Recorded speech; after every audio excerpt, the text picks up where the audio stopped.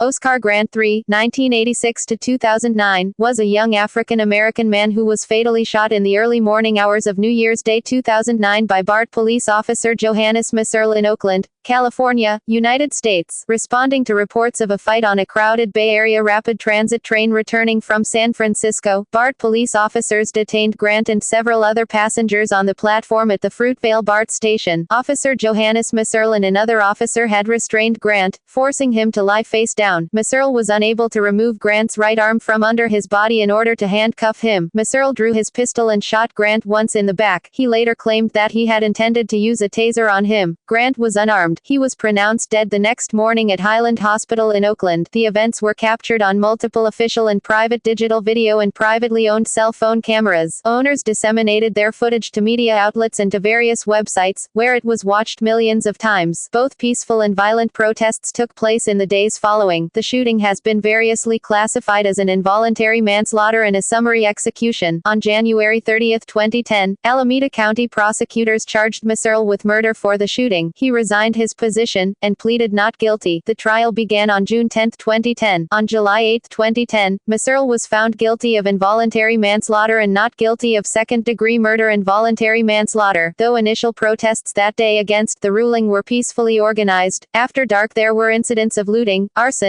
destruction of property, and small riots. Nearly 80 people were eventually arrested. On July 9, 2010, the U.S. Justice Department opened a civil rights investigation against Mehserle. The federal government can prosecute independently for the same act under the separate sovereigns exception to double jeopardy. No charges have been filed to date. On November 5, 2010, Mehserle was sentenced to 2 years, minus time served. He served his time in the Los Angeles County Jail protective custody, held in a private cell for his safety. On June 13, 2011, Mehserle was released under parole after serving 11 months. Oakland civil rights attorney John Burris filed a $25 million wrongful death claim against BART on behalf of Grant's family. BART settled with Grant's daughter and mother for a total of $2.8 million in 2011. The cases of Grant's father and friends were denied. Background Oscar Grant had been celebrating with his friends at the Embarcadero in San Francisco on New Year's Eve. He and about 8 friends returned to East Bay in the lead car of a BART train bound for Fruitvale, a station in Oakland. BART offered extended service and a special flash pass for the New Year's Eve holiday. At approximately 2 a.m. PST, BART police responded to reports of a physical altercation involving up to 20 people on an incoming train from the West Oakland BART station. The participants were described as hammered and stoned. BART officers Tony Pirone and Marisol Domenici were the first officers to arrive at the scene. The officers removed Grant and several other men suspected of fighting from the train and detained them on the platform. Pirone handcuffed Grant's friend, angering other riders. Pirone lined up Grant and 2 other men against the wall. When 5 other officers, including Johannes Mehserle, arrived at the Fruitvale station, they found the situation chaotic, according to their later reports. Mehserle's partner on duty, Officer John Woffenden, said the incident was one of the most frightening he had experienced in his 12 years as a police officer. Shooting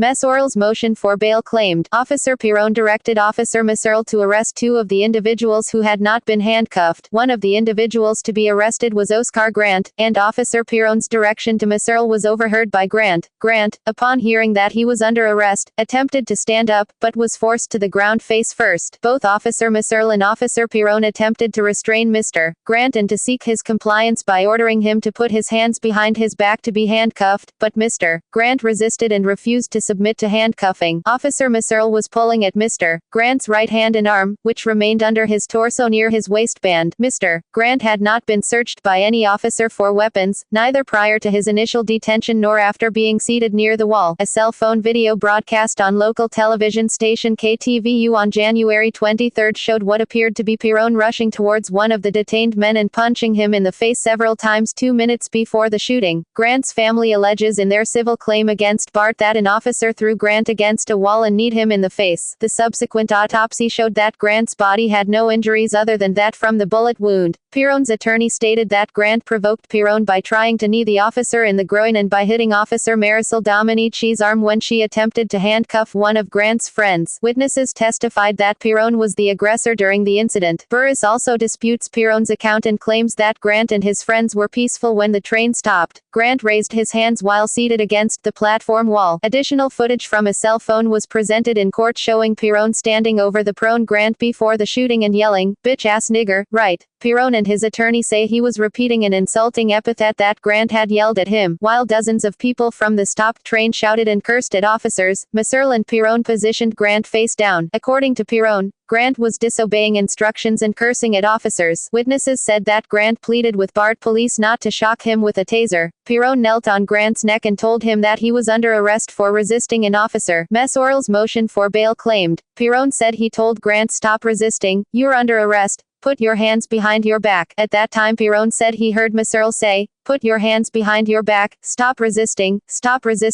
put your hands behind your back." Then Mehserle said, "I'm going to tase him, I'm going to tase him. I can't get his arms. He won't give me his arms. His hands are going for his waistband." Then Mehserle popped up and said, Tony, get away, back up, back up." Pirone did not know if Grant was armed. Mehserle had fear in his voice. Pirone had never heard Mehserle's voice with that tone. Mehserle sounded afraid. The motion also states that the man sitting next to Grant also told police he heard Mehserle say, "I'm going to tase him." Mehserle stood up, unholstered his gun, a Sig Sauer P226, and fired a shot into Grant's back. Immediately after the shooting, Mehserle appeared surprised and raised his hands to his face. According to Michael Raines, Mehserle's criminal defense attorney, several eyewitnesses described Mehserle as looking stunned. Several witnesses say Mehserle said, "Oh my God," several times after the shooting. Many said they saw him put his hands to his head. The .40 caliber bullet from Mehserle's semi-automatic handgun entered Grant's back, exited through his front side and ricocheted off the concrete platform, puncturing Grant's lung. According to one witness, Grant yelled, "You shot me. I got a 4-year-old daughter." Grant died 7 hours later, at 9:13 a.m., at Highland Hospital in Oakland. Initially there was disagreement about whether Grant was handcuffed before he was shot. Court filings by the district attorney's office say that Grant's hands were behind his back and that he was restrained and unarmed, but do not say he was handcuffed. Mehserle voiced his fear that Grant was going for his waistband. The day after the shooting, BART spokesman Jim Allison said that Grant was not restrained when he was shot, and multiple witnesses testified that Grant refused to give up his hands for handcuffing prior to the shooting. The family's claim against BART stated that Grant was handcuffed only after he was shot. BART officer Marisol Domenici was first officer on the scene with her partner, Tony Pirone. Domenici testified at the BART incident hearing that Grant and his friends swore at her and did not obey her orders. She is quoted as having testified that, if they would have followed orders, this wouldn't have happened. They probably would have just been cited and released. She was terminated by BART on an accusation that she was untruthful in her statements to transit investigators. On December 18, 2010, it was reported that San Francisco labor arbitrator William Riker ordered her reinstated with full back pay because there was no basis to find that Domenici was not telling the truth. Domenici's attorney, Allison Barry Wilkinson, was quoted as saying that Domenici has been vindicated. Video evidence The immediate and subsequent direct evidence of the shooting was documented by video cameras held by passengers on the train idling next to the platform, as police detained Grant and a number of other men suspected of being involved in the disturbance. Several witnesses testified during the preliminary hearing for Mehserle's trial that they began recording because they believed BART officers were acting too aggressively. These videos were made available through television news and internet video. Oakland attorney John Burris said BART confiscated numerous cell phone images that he believed contains additional evidence of the killing. Alameda County District Attorney Tom Orloff said video confiscated by BART was useful in bringing the murder charge against Mehserle. Witnesses at the scene also claimed police attempted to confiscate cameras. These claims were never acknowledged by BART Police. Orloff, the district attorney, said that several passenger videos that had not been made public were very helpful in the investigation. On January 2,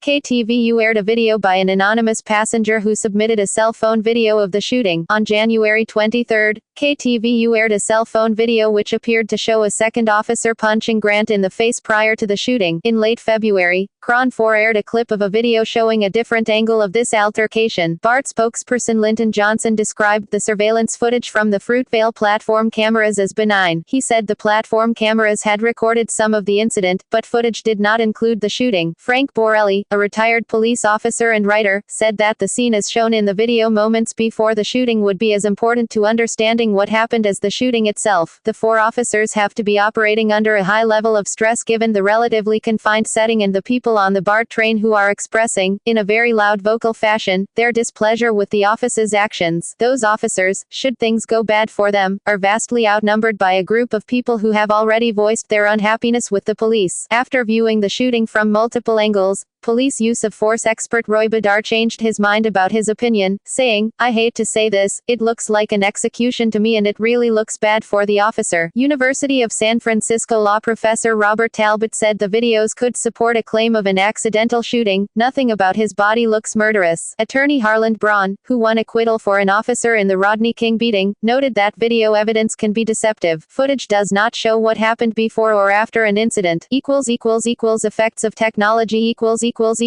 Video images of the incident were widely broadcast and streamed online. Several 100,000 persons viewed the videos in the first few days after the shooting. One local television station video posted to its website was downloaded more than 500,000 times in 4 days, and one independent media video posted to the internet averaged more than 1,000 views per hour. This widespread dissemination of the direct evidence of the shooting resulted in public outrage and protests, and fueled riots.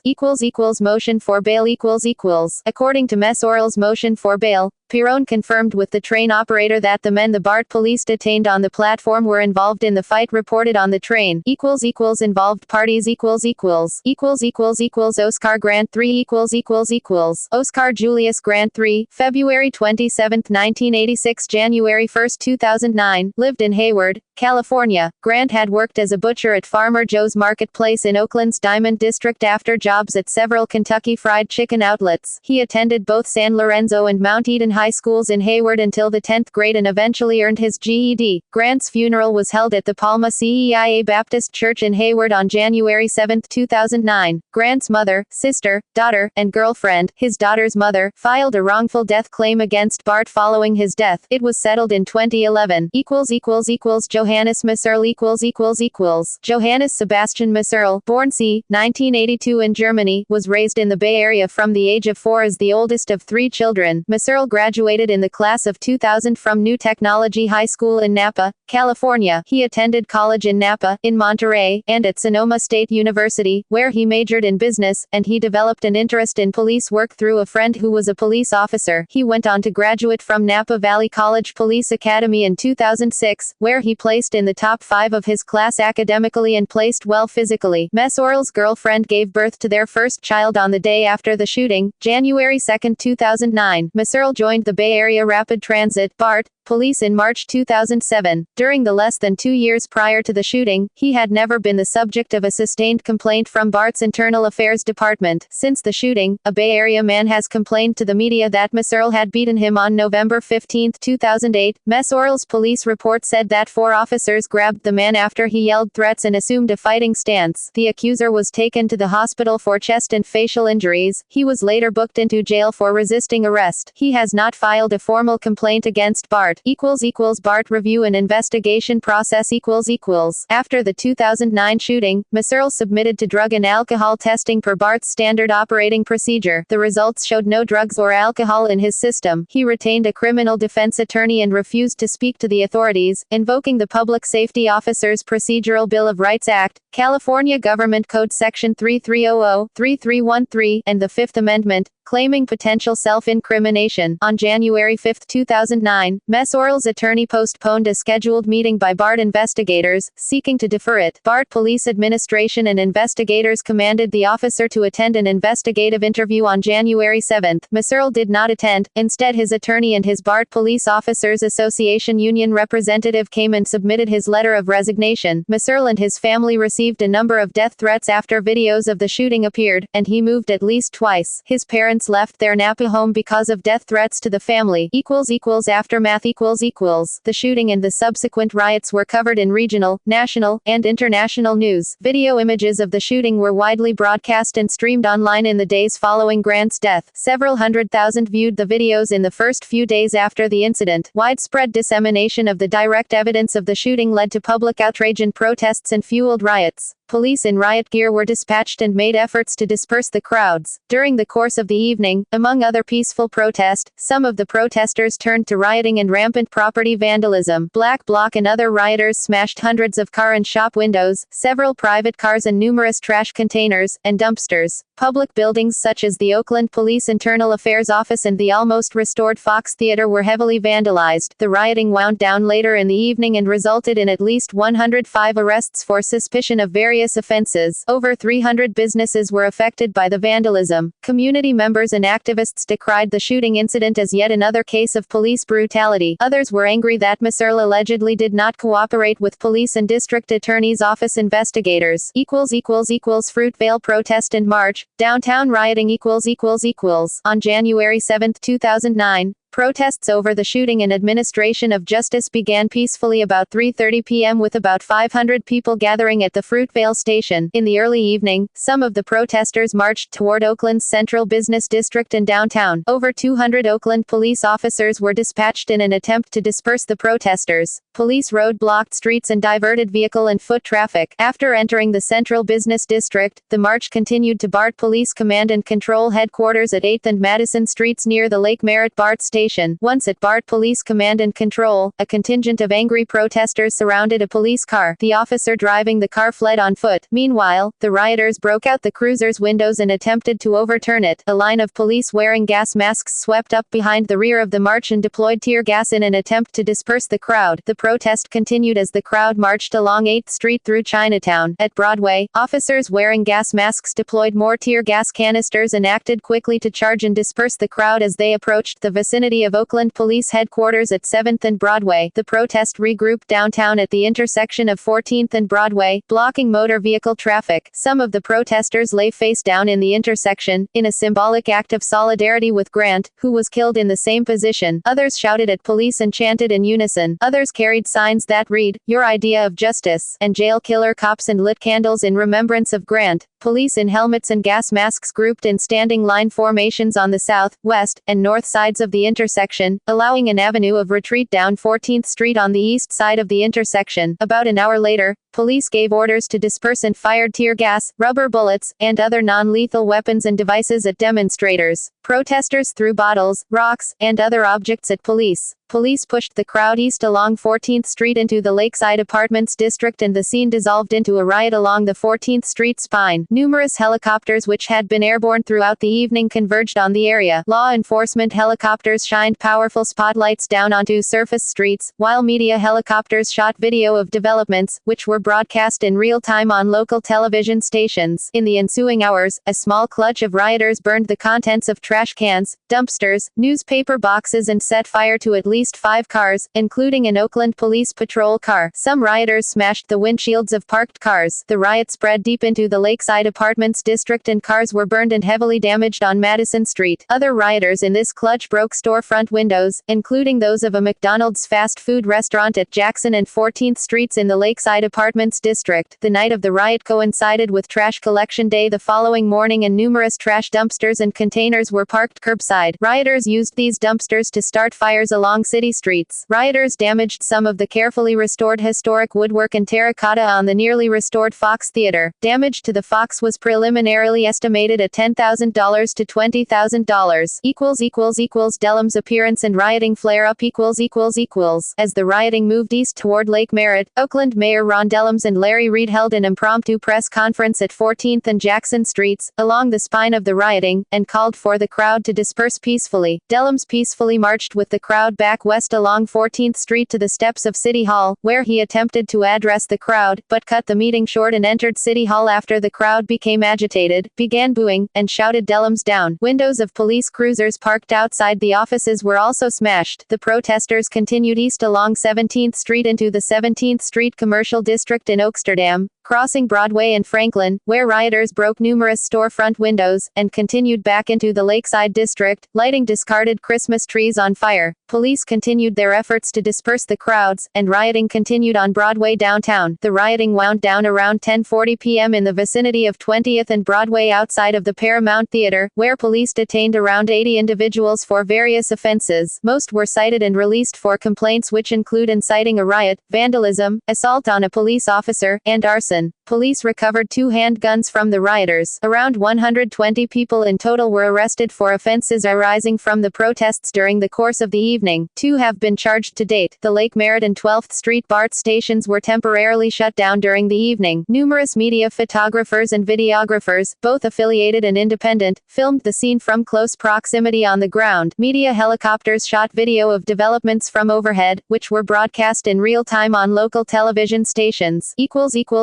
Reaction from the business community and city officials. The riots augmented the perception of crime in Oakland, adding to the previous year's run of takeover robberies, and were a challenge to overcome for greater economic investment. The Dellums administration held a press conference in City Hall Hearing Room 4 on January 8, and decried the riots as regressive. Dellums noted there were riots in the streets of Oakland 40 years ago and here we are, still smashing cars. Dellums noted that people were upset and had lost faith in the process because of what he called lack of communication by BART officials and the district attorney's office in the days after Grant was killed. BART has also been criticized for not ordering Mehserle to speak to internal affairs earlier.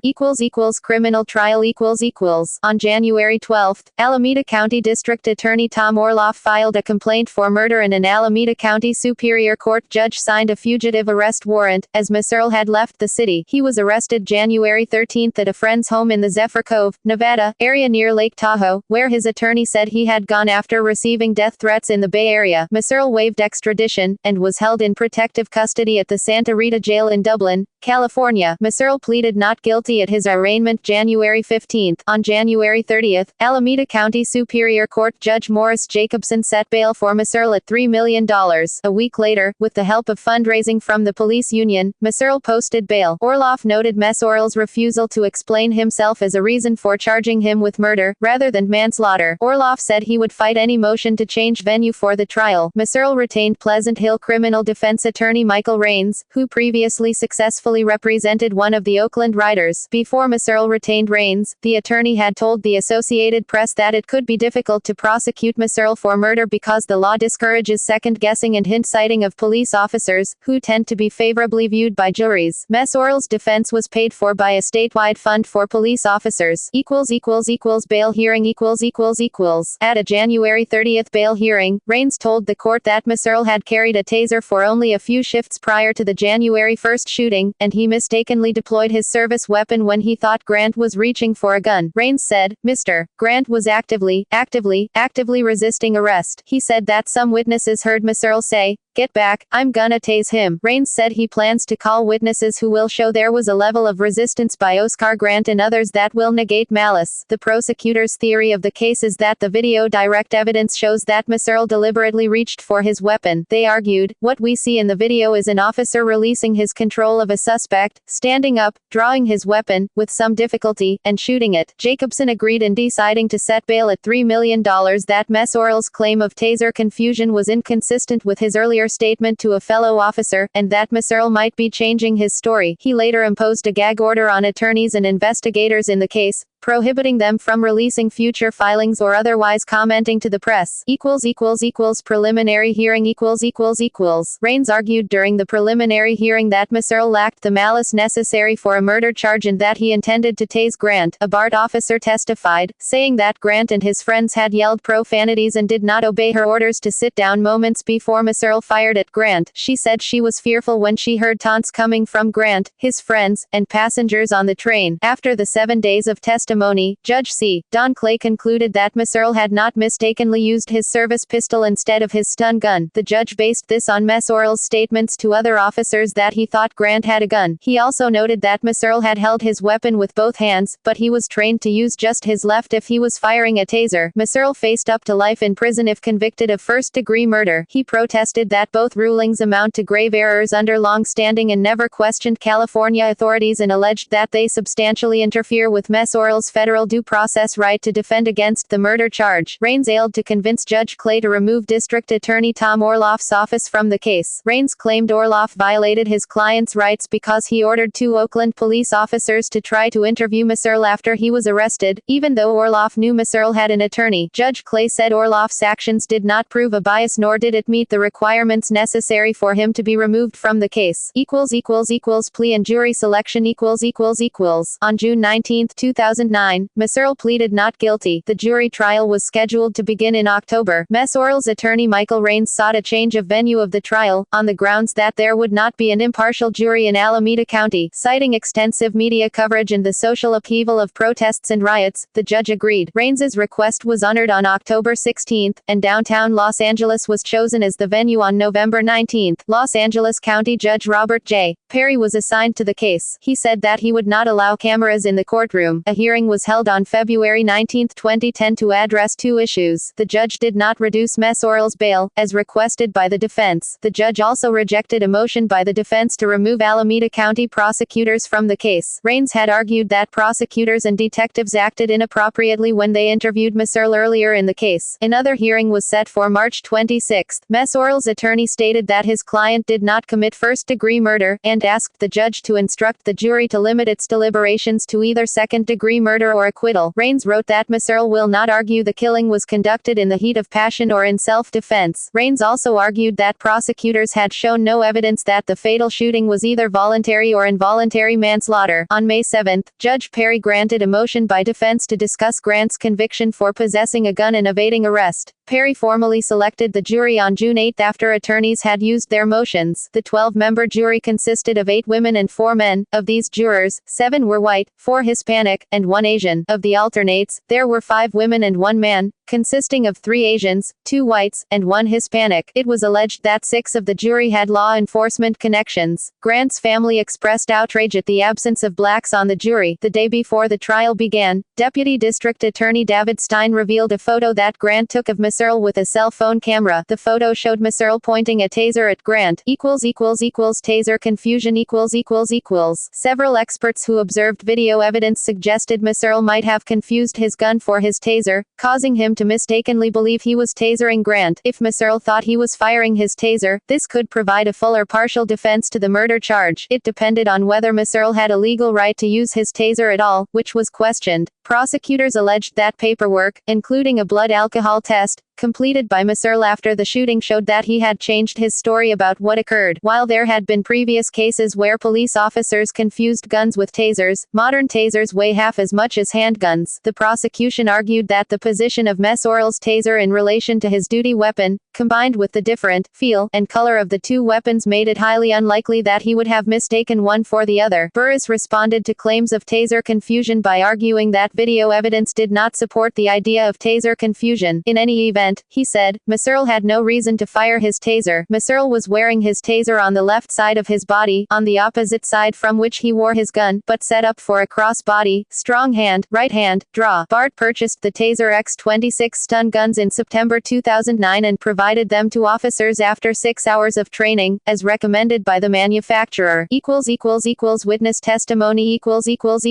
On June 14, Carlos Reyes recalled Mehserle saying, "Oh shit, I shot him after shooting Grant." Grant's former girlfriend, Safina Mesa, testified she called Grant while he and his friends were being detained, and he said, "They're beating us up for no reason, I'll call you back." Deputy District Attorney David Stein believed that Grant's phone call proved that he was not trying to resist arrest that night. Cell phone records showed 2 calls between Grant and Mesa, at 2:05 a.m. and 2:09 a.m., the latter 2 minutes before Grant was shot. On June 15, 3 eyewitnesses of the account testified that neither Grant nor the other suspects actively resisted the officers at any time. Each expressed disgust at the behavior officers preceding the shooting that night. On June 22, Jackie Bryson, a friend of Grant who was kneeling and handcuffed just inches from Grant when Johannes Mehserle shot him, testified for the prosecution. Bryson said that Grant's hands were under Grant's body and Grant said, "I quit, I surrender." He claimed that Mehserle said "fuck this" before shooting Grant. Defense attorney Raines repeatedly accused Bryson of lying to convict Mehserle and pointed out a video showing Bryson running toward the train while handcuffed. Responding to Raines' question, "You were going to leave your friend on that platform, weren't you?" Bryson said, "I would never leave my friend." Raines accused Bryson of being inconsistent based on his statements in the civil lawsuit he had filed in early January 2009 against BART. Bryson said that he had lied to investigators, distrusted the police, and had been frequently stressed since Grant's killing. On June 25, Mehserle took the witness stand. Sobbing, he said that he had had not thought that he was holding his gun until he heard a pop and looked at his right hand. Responding to a question from Raines, he recalled Grant saying, "You shot me," right after the shot went off. Judge Perry called a recess after Grant supporter Timothy Killings shouted out to Mehserle to save those fucking tears. After another outburst, Killings was arrested for contempt of court.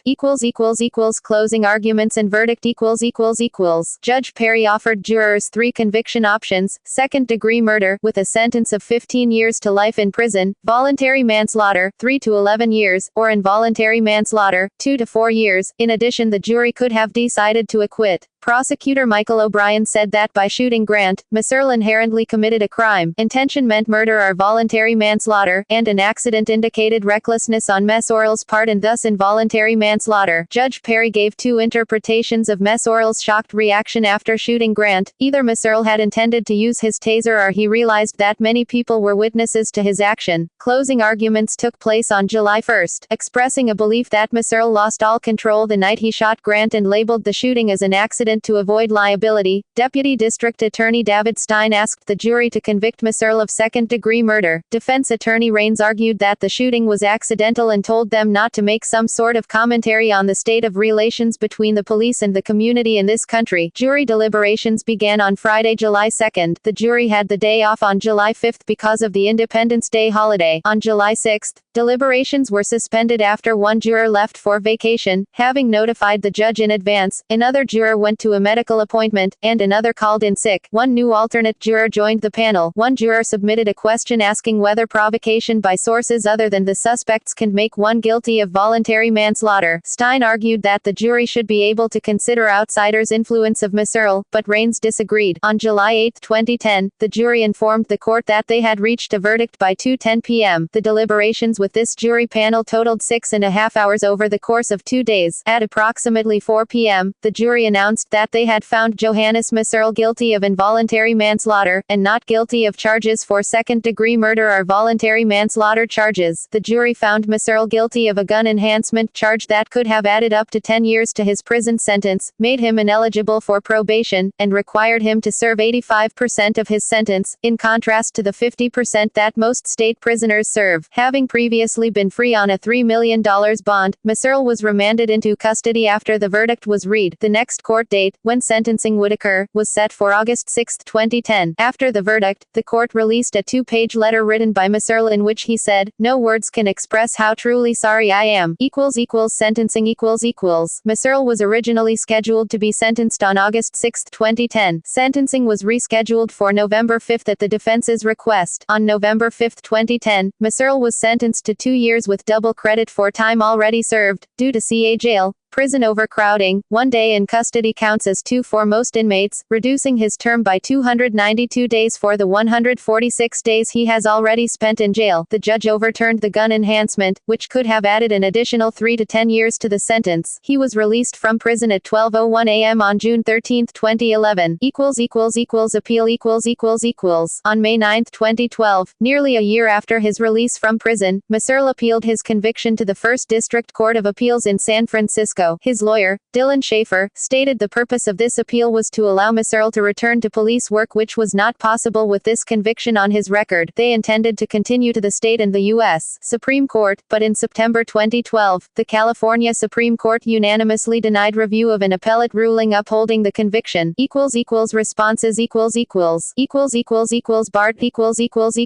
On January 8, 2009, BART's elected directors offered apologies to the victim's family. BART later filed a legal response to the lawsuit that claimed that the shooting was a tragic accident, and that Grant contributed to the fatal incident. BART said the officers were just defending themselves and that Oscar Grant willfully, wrongfully, and unlawfully made an assault upon defendants and would have beaten, bruised, and ill-treated them if defendants had not immediately defended themselves. BART also held multiple public meetings to ease tensions. BART board member Lynette Sweet said that BART has not handled this situation correctly, and called for the BART police chief and general manager to step step down, but only one other board member, Tom Radulovich, has supported such action. The board of directors created a Transit Police Department Review Committee to review policies and monitor major police incidents. An investigation was launched to determine whether any other officers should be disciplined. On January 12, investigation results were forwarded to the district attorney. The investigation, which interviewed 7 police officers and 33 other witnesses, came to no conclusion and made no recommendations. The details were forwarded to Myers-Nave, an outside law firm, for an independent investigation. It was led by Jane Williams, the former city attorney for San Leandro, and was estimated to cost $250,000. In August, the law firm provided 2 reports to BART but only released one publicly. The report said officers failed to follow recommended procedures, failed to work as a team, and had lapses in both tactical communication and leadership. The footage of a cell phone video showing Pirone striking Grant caused additional responses after KTVU's broadcast in January. BART General Manager Dorothy Duggar said a rigorous internal affairs investigation would be ordered. After being on leave since the incident, Domenici was terminated on March 24, 2010 but was rehired the following December. Pirone was terminated on April 21 after an internal investigation upheld a finding of misconduct against him. Pirone later sought to be reinstated through arbitration. This is a process where the BART administration and BART Police Union elect a member of the police union to decide if the firing of Anthony Pirone was justified. This arbitration was delayed, as Pirone went on tour in Afghanistan in the U.S. Army. When he returned, the arbitration was set to finish by the end of 2013, but was delayed until the end of 2014. In December 2014, BART spokesperson Alicia Trost told reporters that Pirone's arbitration was denied, and the arbitrator upheld the termination. Pirone's lawyer, William Rapoport, declined to comment. Public.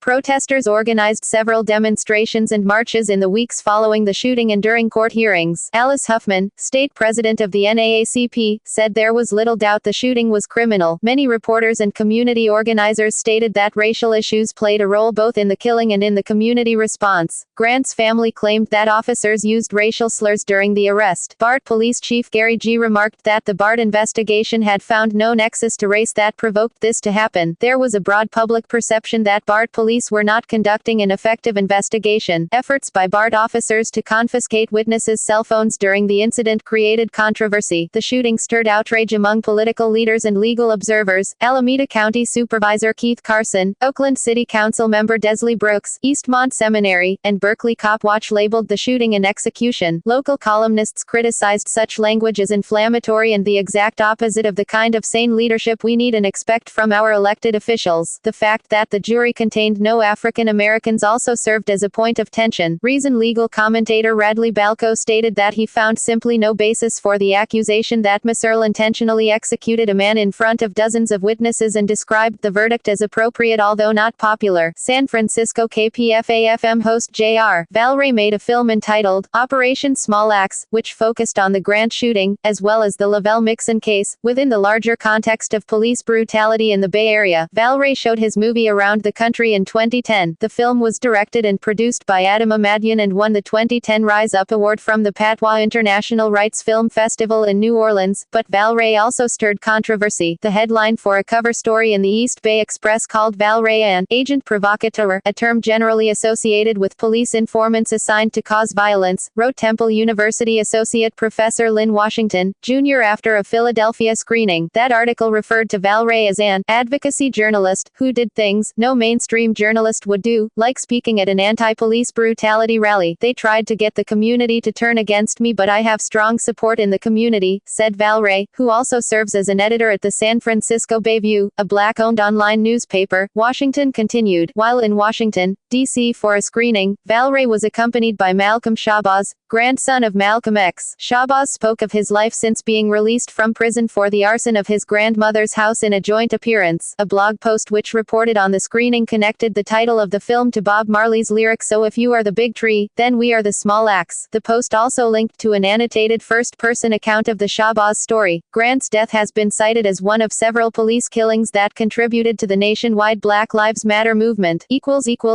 Protests and riots. The fatal shooting of Grant was a catalyst for several protests. On January 8, 2009, a protest march in Oakland of about 250 people became violent. Rioters caused more than $200,000 in damages, breaking shop and car windows, burning cars, setting trash bins on fire, and throwing bottles at police officers. Police arrested more than 100 persons. Grant's family pleaded for calm and spoke out against the violence at a press conference the next day. On January 9, police in riot gear dispersed a crowd of about 100 demonstrators after some of the rioters stopped vehicles and threw trash cans in the street. A January 14 demonstration briefly turned violent, and police arrested 18 people after rioters smashed car and store windows in Oakland's city center district. Another 8 were arrested in a January 30 demonstration after Mehserle's bail hearing, in which he said that he had intended to use his taser rather than to shoot Grant. Mayor Ron Dellum suggested that Mehserle's right to bail should be abrogated to prevent violence in the community. Oakland Tribune columnist Tamerlane Drummond criticized the protesters as self-described anarchists, who aren't even from Oakland, and wannabe Black Panther Party members, playing right into the hands of the defense by giving Mehserle a plausible case for change of venue. On May 18, 2009, 100 persons protested outside of the Alameda County Courthouse during the preliminary hearing and then marched to the nearby Oakland Police Department. A protest organizer was arrested after the group blocked traffic. Protests continued throughout the pre-trial process. At the hearing on February 19, 2010, some 50 protesters carried signs outside the Los Angeles courthouse. An estimated 200 protesters gathered at San Francisco's Embarcadero BART station on April 8, 2010 to call for the disbanding of the Transit Systems Police Department and the firing of an officer who was on the scene when Grant was shot. On July 8, 2010, following the verdict, protests began peacefully, and officials commended both the protesters and the police for their demonstrated restraint. When the time of the verdict announcement was announced, many people packed BART trains to leave Oakland in fear of unrest, and Interstates 880 and 980 had heavy traffic. Multiple peaceful gatherings were held throughout Oakland after the verdict was announced, and sporadic conflicts were quelled quickly by the police early in the evening. As night fell, vandals engaged in opportunistic looting of local businesses. Oakland's police chief was quoted as saying that the people doing violence did not primarily seem to be Oakland residents protesting the verdict, but instead were self-styled anarchists, who are almost professional people who go into crowds like this and cause problems. Oakland police arrested 83 people on a variety of charges, ranging from vandalism to failure to disperse to assault. According to the Oakland police chief Batts, nearly 3 out of 4 of those arrested during the protest did not live in Oakland. The San Francisco Chronicle reported that many of the rioters who were most aggressive in damaging Oakland businesses and property were organized white anarchists wearing black clothing and hoods. An anarchist slogan was painted on one wall that read, "Say no to work, say yes to looting." Some Oakland officials objected to the anarchist label, saying that the outside agitators seemed to lack any cohesive philosophy and were simply bent on making trouble. Civil lawsuits Several lawsuits were filed against BART after these events, but only 2 made it to trial. Oakland attorney John Burris filed a $25 million wrongful death claim against BART on behalf of Grant's family, mother, daughter, sister and girlfriend, on January 6, 2009. In February 2009, Burris filed claims for a total of $1.5 million on behalf of 5 of Grant's friends, whom he says were detained without cause for 5 hours after the shooting, alleging illegal search and seizure, false arrest, and use of excessive force. Burris later increased the amount sought by Grant's family to $50 million. The civil case was partially resolved when BART settled with Grant's daughter for $1.5 million, with accrued interest. According to Burris law firm, it paid a $1.3 million settlement to Grant's mother. The 5 friends of Grant settled with BART and received a total of $175,000. Grant's father, who has been in prison since before Grant was born, separately sued Mehserle for damages related to Grant II's death. In addition, Zipporah Smith, the mother of Johnny Caldwell, a friend of Grant's, filed a suit in 2011 after her son was killed in a separate incident. She claimed that Officer Mehserle demanded she had used excessive force against her son while detaining him on the platform at Fruitvale. Caldwell had testified in a video deposition in 2009 that after Grant 3 was shot, Officer demanded she dragged Caldwell across the platform, threatened him with a taser, and shoved him on a departing train. In 2014, a civil jury heard both the Grant Jr. and Smith cases. On July 1, 2014, the civil jury rejected the claims of Grant's father against Mehserle in the shooting of Grant, as they concluded that his imprisonment had prevented him from having having a close relationship with his son. In the same trial, the jury ruled in favor of Officer Domenici and against Smith. One person said that the lack of a video documenting Caldwell's claim of excessive force had been a determining factor. In popular culture In 2009, the rapper Dalla composed a song titled Oscar Grant, dedicated it to the young man. In 2009, punk pop band Green Day released a song on their 21st Century Breakdown album, entitled Murder City, believed to be partially about the shooting. The Oakland, California indie rock band Rogue Wave refer to the incident in the song Solitary Gun on their 2010 album Permalite. Stepped off the train and looked for Fruitvale signs. The January air it whips across my spine. In 2011, Seattle-based hip-hop duo Blue Scholars released the album Cinemetropolis featuring a song called Oscar Barnick Infinity Oscar Grant, with lyrics centering around filming police activity. In January 2013, filmmaker Ryan Coogler premiered Fruitvale, later retitled Fruitvale Station. The drama portrays the last 24 hours of Grant's life. Coogler used some of the eyewitness footage made during the BART incident. Principal photography included locations in Oakland, San Francisco, San Leandro, and San Quentin State Prison. It starred Michael B. Jordan as Oscar, and Octavia Spencer as Oscar's mother, Wanda. On January 26, 2013, the film won the U.S. Dramatic Grand Jury Prize as well as the U.S. Dramatic Audience Award at the 2013 Sundance Film Festival. See also List of killings by law enforcement officers in the United States. Slips and capture. References. External links.